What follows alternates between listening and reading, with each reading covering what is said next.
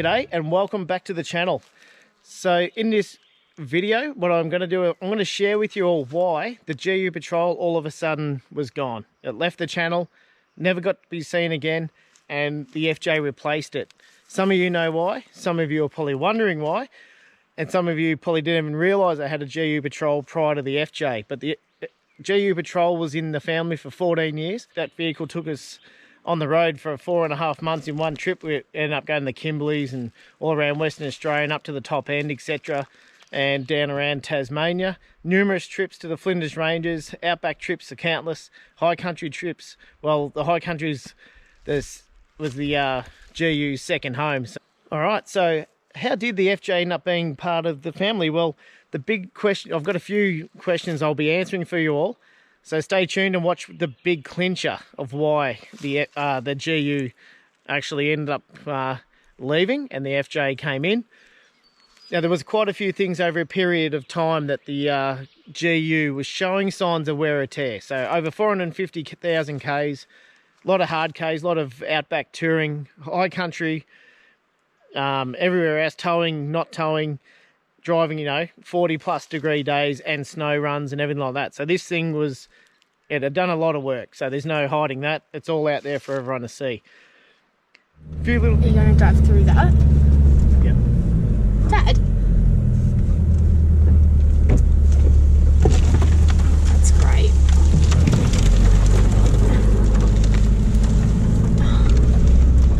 How do I even see?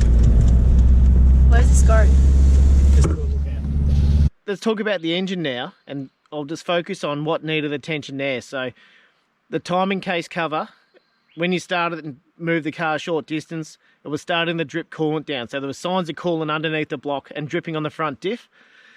I had had that fixed previously years ago. It's just a gasket, but when I say just a gasket, it's quite a big job to do that. Now, I had a couple of quotes to get that fixed, and both quotes came in around 2,500. Now, no doubt, a lot of you are going to comment below, oh, do it yourself, you could have fixed it, whatever. I needed that car every day to drive, so I needed it for work and things like that as well. I needed it to go in the mechanic and come straight back out. I couldn't afford to have it off the road. Now, with the engine, the turbo, let's talk about that.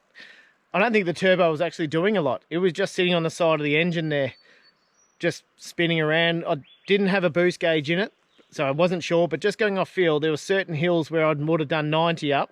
I was now doing 65, 70 kilometres up. So it might not have always just been the turbo. The engine was probably getting quite tired as well.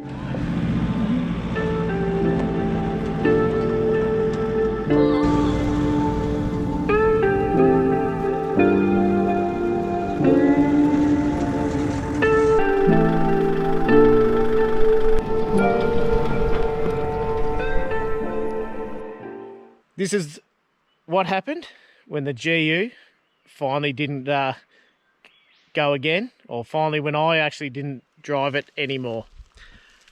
So just before Christmas 2021, we went out, we got the Christmas tree, put it on the roof, drove home like we all do, and I pulled in the driveway, put my foot on the brake pedal, and pretty much the brake pedal just went straight to the floor straight away. So I put the handbrake on, stopped, got out, had a look, and the brake fluid was down. Thought, oh, that's a bit odd. Topped it up, walked around the back of the car, looked underneath, and I noticed that there was a patch of brake fluid there, and it was coming down and dripping across the rear diff. So straight away, I just had a look and thought, oh, something's gone there. But I just thought it was the brake proportioner valve.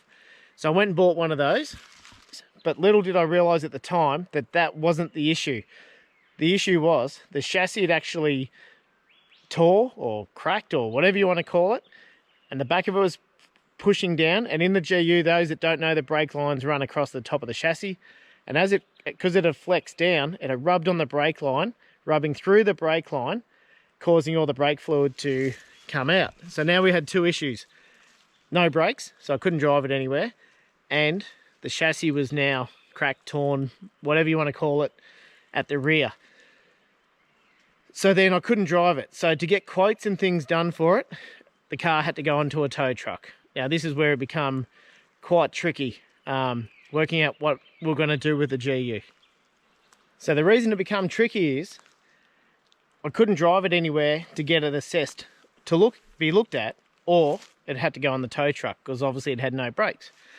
So I rang around quite a few different companies. Now, it was quite varying prices, costs, and thoughts on what people were suggesting to me.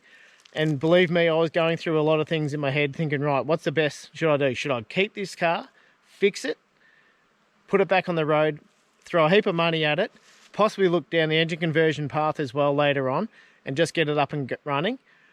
Or do I just end up not even cutting my losses because I reckon I got good value out of it and then look at something else? So rang around a few companies. So I had prices varying for the chassis repair alone, not including the brakes. The chassis repair alone, some were saying 2,000, some were saying 5,000. Now, I'm sure there's plenty out there that can do it patch it up and just quick weld and chuck a brace kit in it. I never had a brace kit in it, so before you all comment down below, yes, I know that's an idea as well, but running a rear bar and all that stuff, I probably should have had a brace kit in it, but I didn't. That's fine. I'm happy to cop that. And I do know cars that have actually had damage with them with a brace kit, so yes or no, it's good or bad. It is what it is. So, some of the quotes I got offered was, oh, we can give you a price once we lift the body off and have a look. So to me, the car's there, it's in parts, and if I wasn't happy with the price, they put it back together and I get charged anyway. Or, it's going to cost this, but we can't get you in for 3 to 4 months, and that's totally understandable as well. Keeping in mind, this was a couple of weeks before Christmas. I wasn't expecting everyone to drop it and get it done for me by a certain time frame, but that was some of the things I was looking at. And then even then it was only rough quotes in between here and there. It could be 4 grand, it could be less, which it is what it is. That's fine, I understand that, but I wanted to make sure it was done by a reputable company with a good track record and history. So I asked around to a few people, and of course I knew people with patrols and I know how it all works, but to have a body taken off and then quote all the job wasn't going to fly. Didn't happen. I just pretty much said thanks but no thanks and hung up the phone from those people. If that's the way they want to do it, that's fine. Not knocking the way they want to do it. I'm guessing they get people to saying it's only something small and then the car comes in and it's major damage, but that's fine. I reckon I caught this at pretty early stage possibly, but then if I get that fixed, so ultimately I would have let's say it was 4,000 to get that fixed, then I'll put a brace kit in, then I get the coolant leak fixed. There was still a ZD30 with over 430,000 kilometers on it, and still only, I don't know, let's say ballpark figure 12 grand with the rear bar and all that sort of stuff. So here I was sitting there with a car in a driveway at Christmas time thinking, there goes our summer, I don't have a car, and what are we going to do? So we sat down and crunched some numbers. Now after crunching numbers, I'm still trying to stand still while I'm talking here. So I mentioned that in the last video. I'm in a bad habit of walking around. I'm just trying to stand still. So we crunched numbers and look, we were almost at the point where we're like, you know what? Let's just fix this patrol up and keep it and do whatever. But were we throwing good money after bad? And like I said, the car's still only worth what it's worth. Yes, the COVID tax come in, but we know that's not going to last forever. The car's only worth what someone's prepared to buy it for. And what if in 12 months time I decided to go, nah, it's got to go, and then I'm back to square one, or the engine blew or something major happened to it? So the decision was made to do a ring around and for the car to be sold as is. So I did that. The car was sold as was. Not going to tell you what I got for it, but I managed to sell it pretty good, pretty quickly, and it was super smooth. The car was going, and I did look at parting it out myself, but who wants to wait for tyre kickers to come around and do whatever? So the car left as a whole. I pulled the winch out of it, and that's now sitting on the FJ, but I was happy with what I got, sold it unregistered, and cashed in the insurance as well, so the car left as it was. So the price I got was very good. It was actually pretty awesome. I was pretty happy, and it was a smooth transaction as well, which is always a big plus. So the car left on a tow truck. Wasn't easy seeing it leave, but anyway, the FJ was already coming along in its place, and then I didn't have to wait that 4 months to get the car fixed, replaced, and then next thing you know, I'm going, oh, got to do this, oh, got to do that, got to fix that. So yes, it's a new expensive a new car, but a car with a lot less Ks. Hop in, away you go, and enjoy it. Like you would have seen some of my FJ videos, I am quite enjoying driving the FJ. It's awesome. The last couple of weekends I've done some good good tracks, some good trips, so I'm learning a lot more. I've done a lot big Ks. Weekend just gone, I've just knocked out another 650 Ks on an overnight camp. Didn't film it, decided to put the GoPro away, but I tell you, this standing still thing's pretty hard. I'm someone that goes camping and might sit down for a maximum of 7 or 8 minutes at the time before I've got to get up and do something, so standing still, it's a bit of a challenge. So next question I think some of you might be wondering is, do I regret selling it? Sometimes I do, sometimes I don't. I see other GUs getting around and think, oh yeah, geez, I really missed that one. And then I hop in this thing and I go out and I do what I have to do, and I think, nah, I love this. So the GU, it's gone. You'll know on, as far as I know, I'm pretty sure this thing won't be back on the road ever again. I haven't seen it round, haven't seen it pop up anywhere. From what I understand, it was parted out. So the beauty of that car, it had never been in a car accident. This is one of the reasons we're toying with spending money on and keeping it. Never been in a car accident, didn't have any bog in it. So I'd never been rear-ended, never been hit in the side, never been, oh, it had water in it once, a little bit in Tassie, but nothing too bad.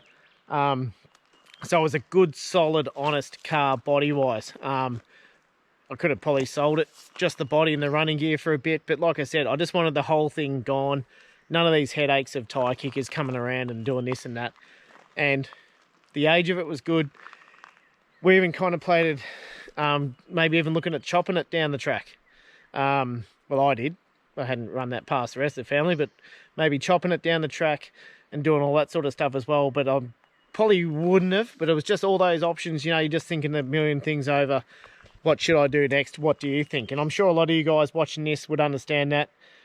You know, we're all in the cars and modifying things and doing things to suit our needs. And the GU definitely suited my needs and our needs, which is much why the FJ is built very, very similar to how the GU was. And that rear bar on that GU was the prototype, the very first Osbar rear bar built by Kmart. So if you jump on YouTube and just type in Kmart Osbar GU, you will see my Patrol and all their promo stuff.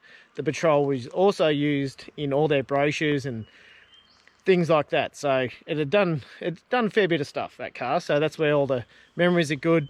You know, magazine shoots and all that sort of stuff as well. Covers of Overlander, 4Drive, camping mags, etc. I've got all those awesome memories. I really want to thank everyone that stuck around who might have just subscribed to this channel purely because I had a GU Patrol and you had a GU and like camping in the way I did camping in it, and have stuck around with the FJ. Yes, it's different, looking at a different car. I've really enjoyed building this one up and doing those videos and showing those with you guys, spending times with the mates, doing the bull bar and suspension install. You know, if you do see us out and about, come and say g'day and have a chat. But yeah, thanks so much for watching.